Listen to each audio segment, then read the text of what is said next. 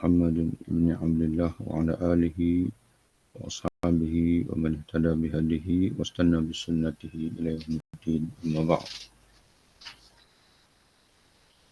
Allah Subhanahu wa Ta'ala berfirman, dan di antara Allah berfirman dengan maksudnya, dan di antara tanda-tanda kekuasaannya, Dia menciptakan kamu dari tanah, kemudian tiba-tiba kamu menjadi manusia yang berkembang biak-biak. Surah Rum ayat yang ke-20. Wa min ayatihi an khalaqakum min turabin summa idza antum basharun tantashirun.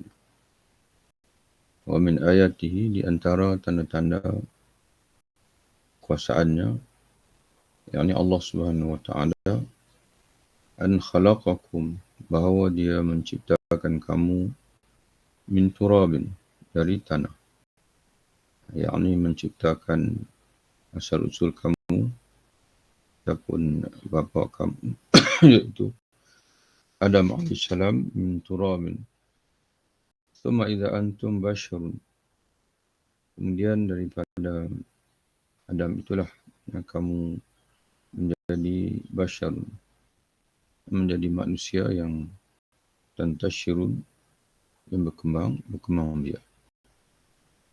Kemudian Allah Ta'ala lanjutkan lagi, Allah kemudian pengarang melanjutkan pula dengan firman Allah, bukankah dia dahulu setetes mani yang ditumpahkan ke dalam rahim, kemudian mani itu menjadi segumpal darah, lalu Allah menciptakannya dan menyempurnakannya. Ini dalam surah Al-Qiyamah ayat 37 hingga 38. Alam yakun nutfatan min maniyyin yumna, tidakkah dia dahulu hanyalah nutfah, setetes mani daripada mani yang ditumpahkan ke dalam rahim.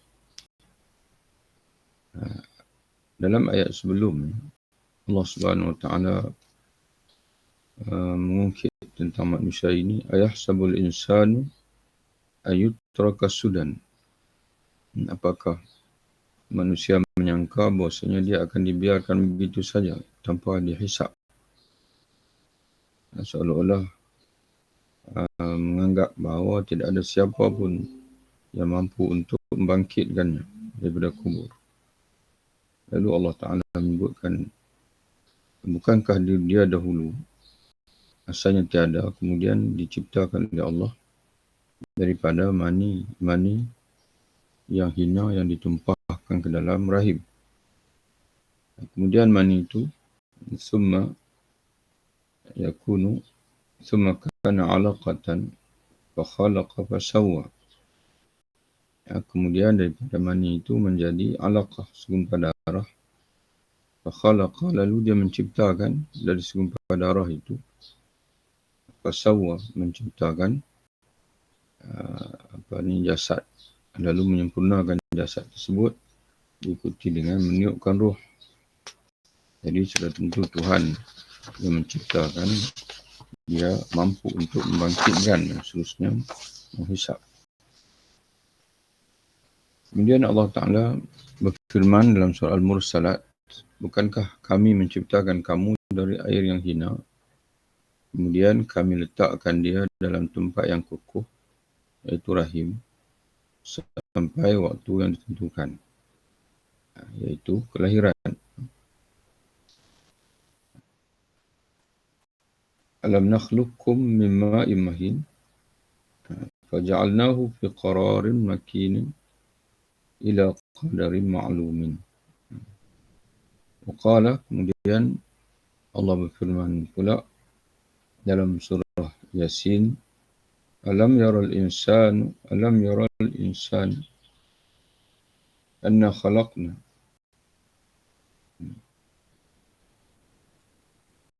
Alam yaral insan anna khalaqnahu min nutfatin fa idza huwa khasimun mubin. Apakah manusia tidak memperhatikan bahawasanya kami dan apakah manusia tidak memperhatikan bahawa kami menciptakannya dari setetes air min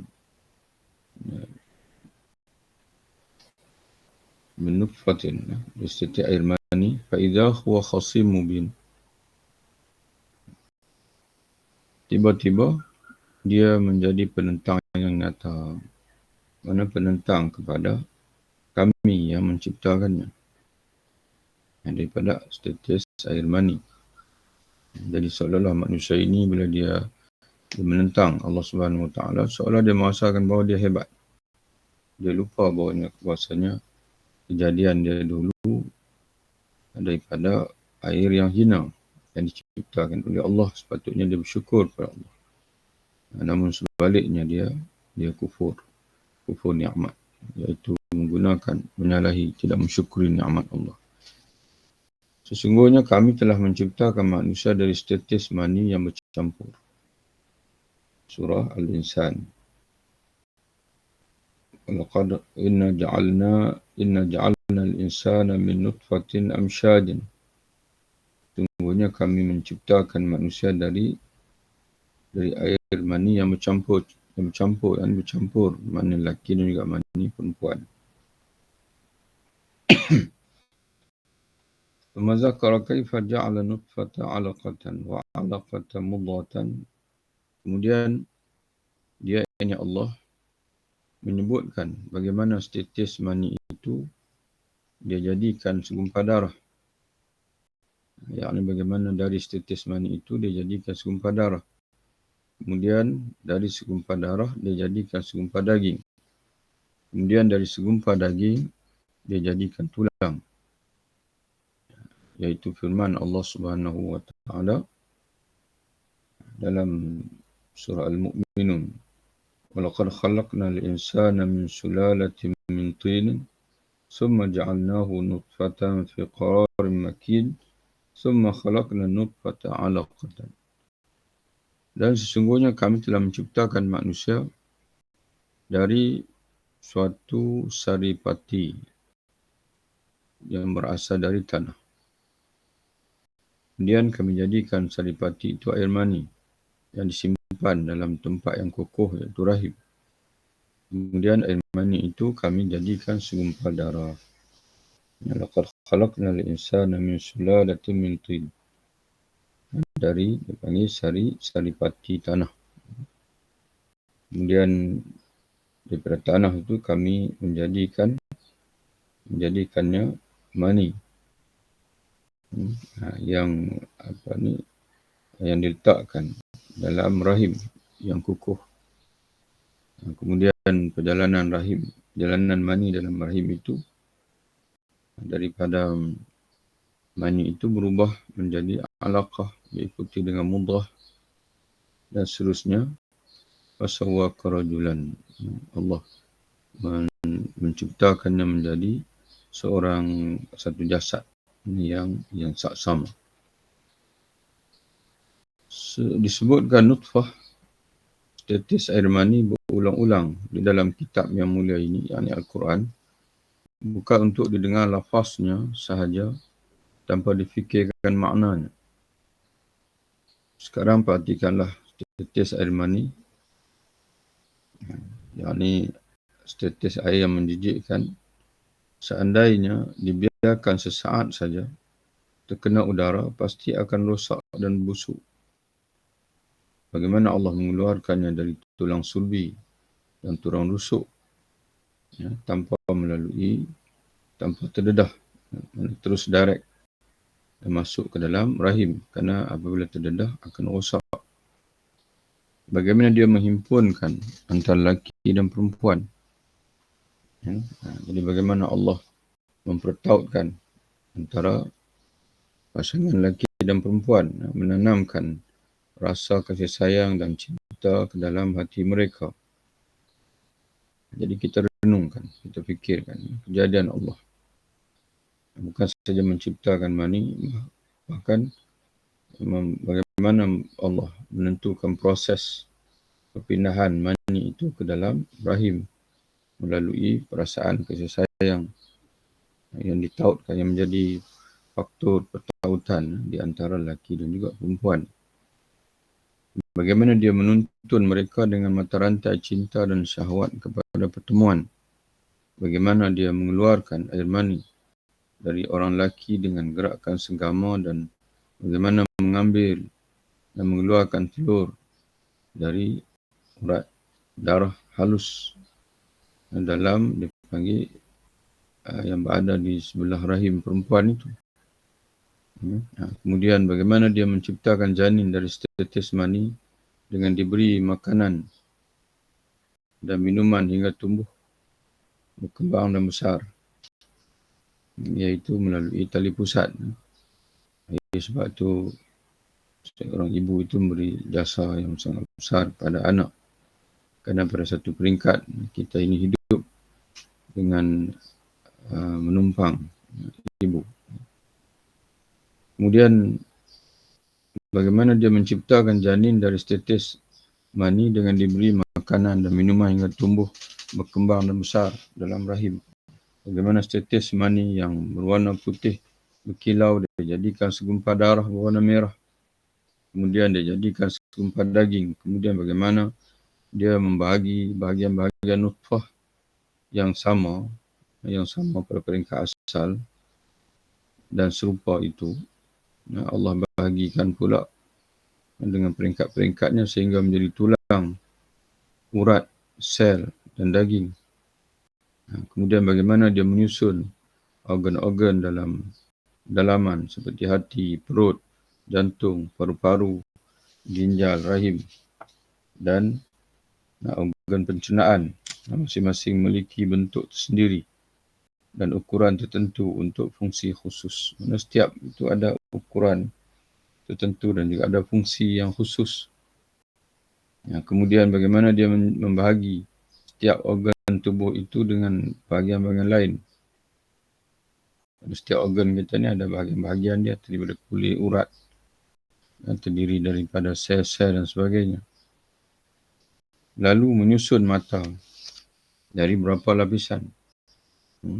Ini ilmu Imam Al-Ghazali menunjukkan bahawa zaman itu pun orang Islam sudah memiliki ilmu hasil kajian saintis pada zaman itu. Bahawasanya mata ini bukan bola biji itu.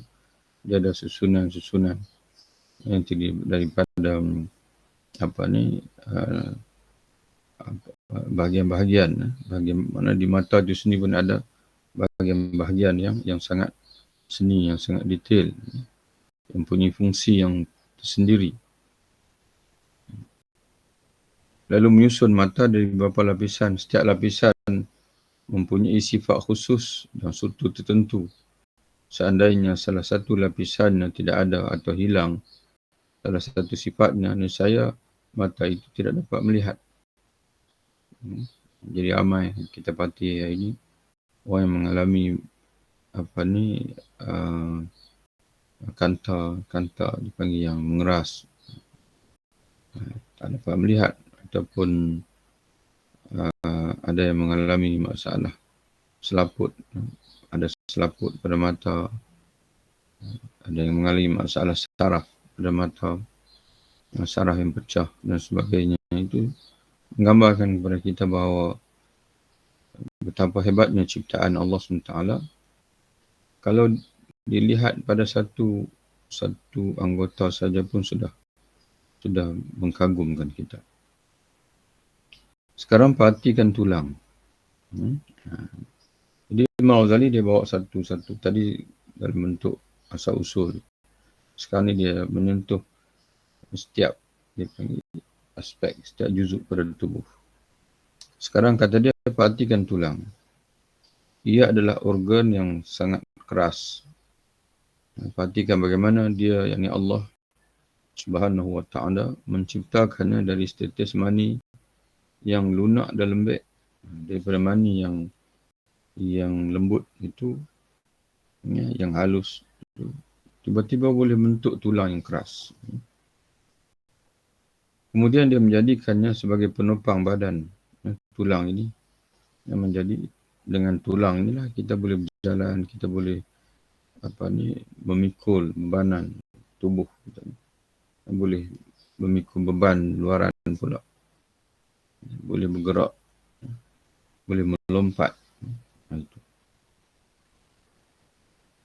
Kemudian dia menentukan ukuran-ukuran dan bentuk-bentuknya, bentuk tulang itu yang berbeza-beza. Ada yang kecil, besar, panjang, pendek, bundar, lebar dan halus.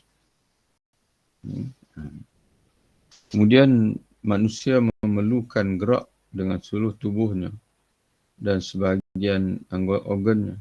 Maka dia tidak menjadikan tulangnya, dan tulang manusia itu terdiri atas satu tulang, tapi banyak tulang.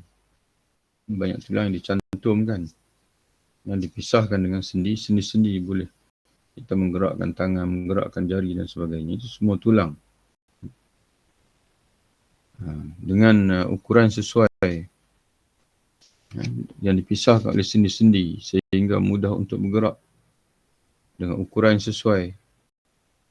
Kemudian menyambungkan sendi-sendinya dengan urat-urat daging yang ditumbuhkan dari salah satu ujung tulang dan dilekatkan dengan tulang yang lain seperti pengikatannya. Yang mana di antara tulang dengan tulang itu Allah Ta'ala ikat pula dengan daging, dengan urat-urat. Kemudian dia menciptakan pada salah satu ujung tulang benjalan-benjalan yang keluar darinya. Mana sendilah. Sendi bertemu sendi. Di setiap ujung tulang itu ada benjolan-benjolan yang dipanggil yang serasi, yang boleh bergeser dengan baik. Agar bisa masuk ke dalamnya dengan pas. Sehingga apabila ingin menggerakkan bahagian badannya tidak terhalangi, tidak kaku. Mana di antara tulang dengan tulang itu dapat masuk dengan pas, dengan elok.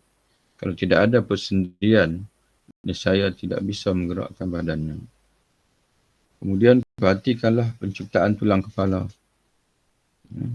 Dalam hadis Nabi SAW menyebutkan kullu sulama min bani Adam atau kama qala Nabi SAW. Setiap sendi anak Adam, iaitu kata Nabi fi bani Adam situna wasalasu mi'atun sulama. Pada anak-anak Adam itu ada 360 sendi, kata Nabi. Kullu sulama ala kulli wahidin fi kulli yawmin sadaqah. Mana ke atas setiap sendi itu pada setiap hari dituntut sedekah. Yang sebagai syukur. Cuma Alhamdulillah Nabi SAW menyebutkan setiap tasbih kamu adalah sedekah, setiap tahlil kamu adalah sedekah. Yang kamu buat baik, membantu orang lain juga sedekah. Jadi kebajikan apa saja yang kita buat lillahi ta'ala, maka itu dianggap sedekah daripada kita untuk syukur kepada Allah Subhanahu wa Ta'ala. Bahkan Nabi menyebutkan dan menampung hak sedekah kepada seluruh sendi-sendi itu dengan 2 rakaat salat duha. Kemudian perhatikan penciptaan tulang kepala, bagaimana dia, yakni Allah menghimpun dan menyusunnya. Dan mencantum dan menyusunnya. Dia telah menyusunnya dari 55 tulang yang beraneka macam bentuknya. Bagaimana sebahagiannya dipadukan dengan sebahagian yang lain sehingga menjadi bentuk kepala seperti anda lihat.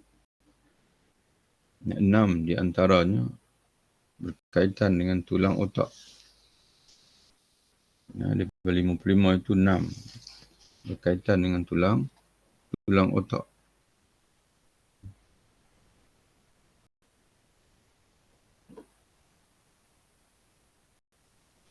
Qurratu ra'si. Ya. Sebahagian dipadukan dengan sebahagian yang lain sehingga menjadi batuk kepala. Wallahu a'lam. Bahasa Indonesia batuk. Kalau tengok dalam bahasa Arabnya kurrah. Ya, kurrah mana menjadi bulatan kepala. Jadi 55 tulang ini membentuk dia panggil bulatan kurratul ra'si. Ya, bulatan kepala. Seperti yang anda lihat. 6 di antaranya berkaitan dengan tulang otak. 14 di antaranya berkaitan dengan rahang. Ya. Jadi seluruh yang ada di kepala kita lah rahang. Ya. Kemudian kata dia lagi,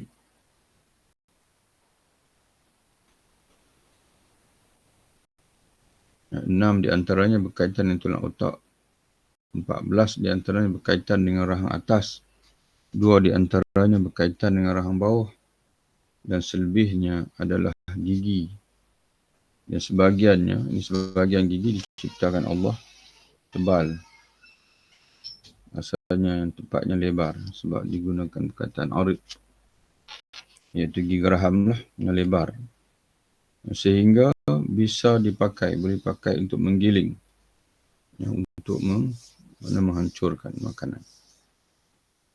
Dan sebahagian lagi tajam sehingga bisa dipakai motong. Iaitu gigi-gigi yang merangkumi taring, gigi geraham, gigi seri dan sebagainya. Kemudian dia menjadikan tengkok sebagai penopang kepala. Ini pindah pada tengkok pula. Selesai kita merenung kepala kita. Kejadian kepala kita. Tengkok kata Imam Ghazali. Kemudian dia menjadikan tengkok sebagai penopang kepala yang tersusun dari 7 ensel. 7 ensel yang melingkar dan elastis. Terjemah pada Kharzat.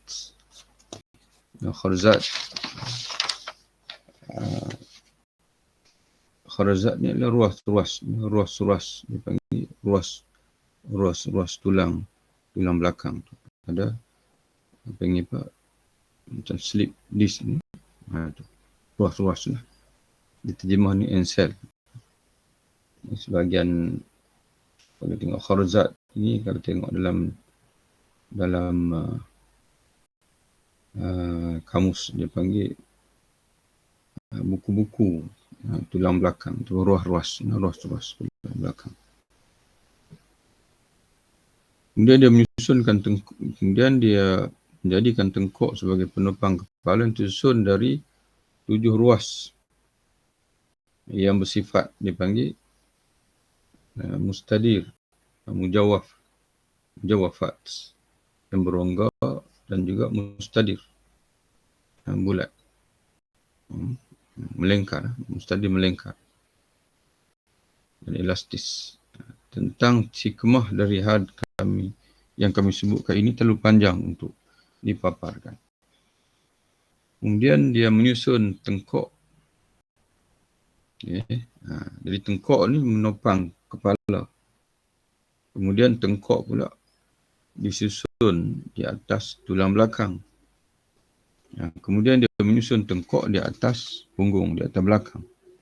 Di atas tulang belakang.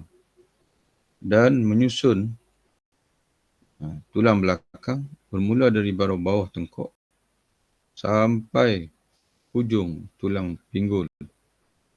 Kata dia terdiri daripada 24 ensel, 24 ruas. Jadi tengkok saja tu dia kata 7 ruas. Kemudian daripada tengkok tu sampai kepada tulang pinggul kita tu ada 24 ruas. Dan menyusun tulang pinggul dari 3 bahagian berlainan.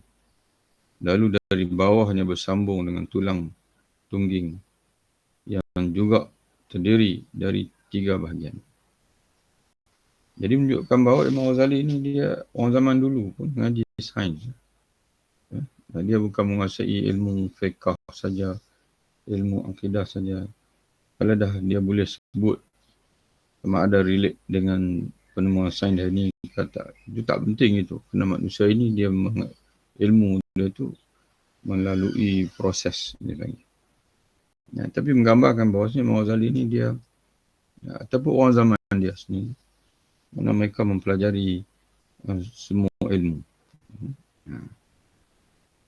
Jadi tidak ada sebab lah kita pada ini kita belajar agama sehingga tak ambil tahu langsung perkembangan dari sudut ilmu-ilmu. Kerana dalam Quran sendiri Allah Ta'ala suruh kita perhatikan diri, perhatikan alam, matahari, bulan, bintang-bintang dan sebagainya. Jadi ilmu sains ini, ilmu geografi tak boleh diserahkan kepada orang lain. Sebagaimana Nabi SAW menyebutkan dalam satu hadis, Al-hikmatu dhalatul mu'min fa'anna wajadaha fahu ahaqu biha. Ilmu atau hikmah, kebijaksanaan adalah ibarat barang hilang yang asalnya milik orang beriman, kemudian hilang. Maka dia kena cari semula. Fa'anna wajadaha, di mana dia menemui, fahu ahaqu biha. Maka dia adalah yang berhak untuk memungutnya kembali.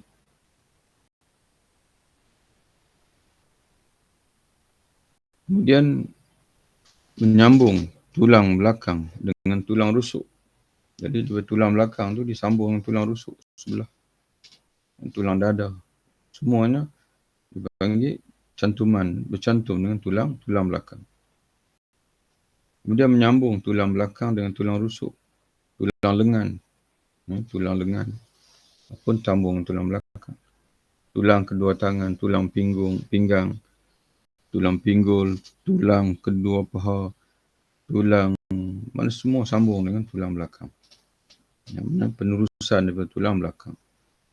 Tulang kedua betis, jemari kedua kaki dan lain sebagainya.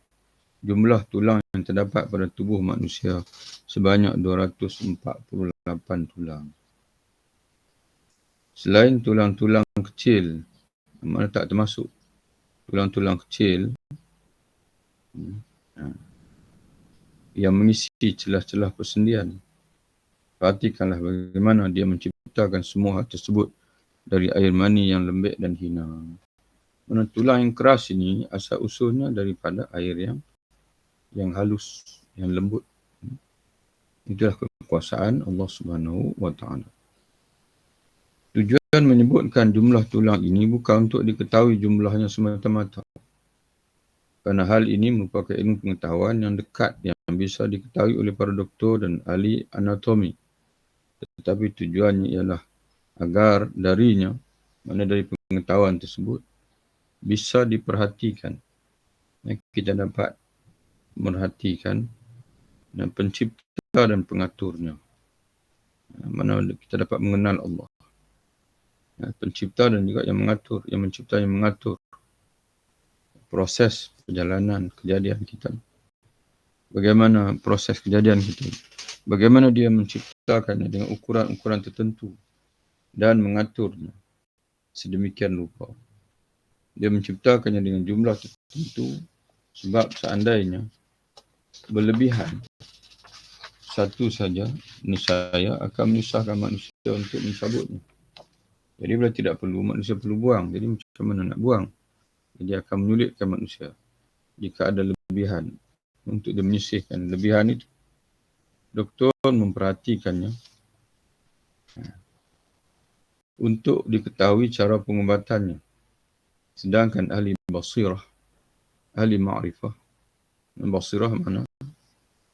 Pandangan mata hati. Memperhatikannya untuk menjadi bukti atas kemuliaan, keagungan pencipta dan pengaturnya ini Allah Subhanahu wa Ta'ala. Kedua pandangan ini sungguh jauh berbeza. Jadi pandangan orang saintis, mereka hanya melihat untuk mengkaji, untuk manfaat manusia. Untuk manfaat manusia. Bidang pengubatan, bidang dipanggil pembuatan dan sebagainya. Kalau pengubatan itu, kalau sakit macam mana nak diubati. Jadi dengan kita memahami fungsi-fungsi organ dan cara organ berfungsi, jadi kita dapat trace di mana silapnya, lalu kesilapan itu, kecacatan itu diubati. Dan ada juga saintis yang mana yang melihat organ ini untuk ditiru. Yang ditiru dalam dalam ciptaan-ciptaan jentera dan sebagainya. Tapi ahli basirah, orang beriman, dia memerhati untuk sampai kepada pencipta. Jadi alangkah bezanya pemerhatian dua-dua pemerhatian. Kemudian perhatikanlah bagaimana Allah Subhanahu Wa Taala menciptakan sejumlah organ untuk menggerakkan tulang, iaitu urat dan saraf. Jadi kalau tulang saja dia akan kaku. Bagaimana nak menggerakkan tulang ini? Maka melalui urat-urat, melalui saraf-saraf. Di dalam tubuh manusia Allah menciptakan 529 urat. Urat ini berdiri di atas daging, saraf, pembalut dan selaput yang berlainan bentuk dan ukuran sesuai dengan perbezaan letaknya dan kadar keperluannya. 24 urat di antaranya untuk menggerakkan biji dan kelopak mata. Jadi macam mana orang dulu kan? Apa teknologi yang dia gunakan. Dia kata tadi di mata saja ada 24 urat. Ada 24 urat. Seandainya berkurang satu, nescaya akan menimbulkan kerosakan pada mata. Demikianlah setiap urat disusun dalam jumlah dan ukuran tertentu dengan detail yang tepat. Bahkan urusan syarat, urusan nadi dan pembuluh jauh lebih kompleks. Bahkan urusan syarat, urusan nadi dan pembuluh jauh lebih kompleks dan lebih mengagumkan yang bisa dijadikan sebagai bahan renungan. Apa terjemahan syarat? Bahkan urusan syarat, urusan nadi.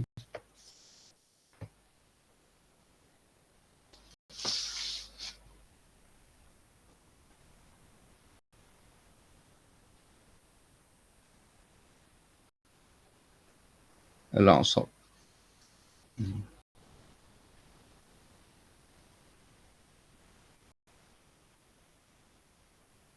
Jadi di sini bukan saraf. Urusan saraf. Urusan saraf. Mana bahkan kalau lihat pada saraf, urat-urat, pembuluh darah, maka itu jauh lebih kompleks lagi daripada tulang tu, dan lebih mengagumkan yang bisa jadikan sebagai bahan renungan. Kemudian dalam tubuh secara keseluruhan terdapat berbagai keajaiban. Demikian pula sifat-sifat dan nilai-nilai yang tidak dapat diketahui dengan panca indera. Itu kita lihat dari segi tulang, kulit, urat saraf. Belum lihat dari segi ruh. Ruh lagi kompleks lagi sukar dipahami. Demikian pula sekarang perhatikanlah zahir manusia dan batinnya. Perhatikanlah badan dan sifat-sifatnya. Nescaya anda akan mengetahui berbagai keajaiban dan penciptaan yang menimbulkan decak kekaguman. Ini insya-Allah tuan-tuan sekalian, kita berhenti sini. Nanti kita sambung lagi. Wallahu a'lam bishawab. Assalamualaikum warahmatullahi wabarakatuh. Waalaikumsalam warahmatullahi wabarakatuh. Sama-sama. Selamat Hari Arafah. Puasa hari ini ke puasa esok. Pulanglah. InsyaAllah. Jumpa lagi insyaAllah.